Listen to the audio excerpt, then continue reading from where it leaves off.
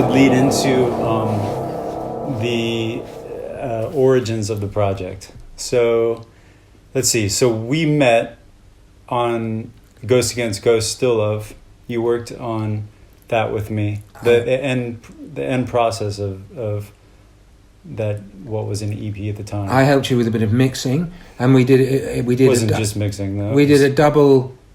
We did a transcontinental connection already then, didn't we? Because I heard the work, and we spoke many times, I'm sure, in Skype or whatever. Yeah. And then it became obvious to both of us that Face to Face was going to be the way to help us move our particular vision forward. Yep. So you invited me over to your old studio. Yeah. In that beautiful. Which was, house. I think, 2 years before this record or something. At least, man. I'm thinking 5 years. No, it wasn't that Okay. Yeah, it was like 2 or 3 years. Okay, but it was years before. Okay, so you invited me over. So then we built a new studio that we moved to, that we had spent 2017 building out. Yeah. That was like the whole year. Our Silent Canvas is, a studio. Yeah. And so when it was finished, I called you up and I let you. You already knew I was. I knew you were building in the midst of because we had a walk. You gave me a walk around when it was still a building site, like a FaceTime walk around. So I was very excited for you, and I knew you were married as well and building a new life in a new so and that's one of the reasons I think the project was so special for both of us, is because it was kind of an inaugural. Dedication for the space. Really. I mean, that really was when I called you. I remember I called you in December, I think. Okay. That was originally the original walk around, but we spoke about at that time, let's do a project together in the spring. And I actually came into that year after spending that whole 2018 or 2017 general contracting that barn, which was way more than I anticipated. Obviously.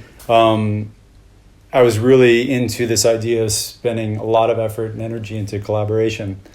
And so when I called you, I was thinking about various friends to do this with, and you were one of the first ones, and we spoke about it on the phone. And I jumped on it as well. I was very excited by going into... I mean, the space is awesome. Obviously, I've said this before, but you built such an awesome space and such fun.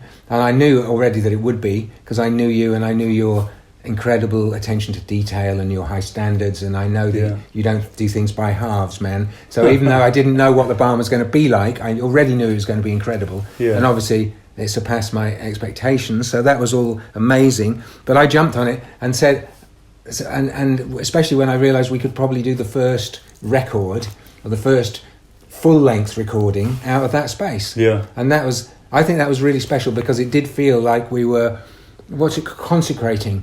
It felt like we were consecrating the church of the barn, whatever. What's the studio called?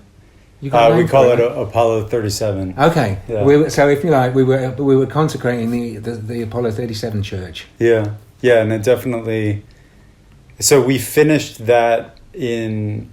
I actually started working in there in early February, and so we were immediately scheduled to do this project, which we were trying to figure that out, but we think it was done.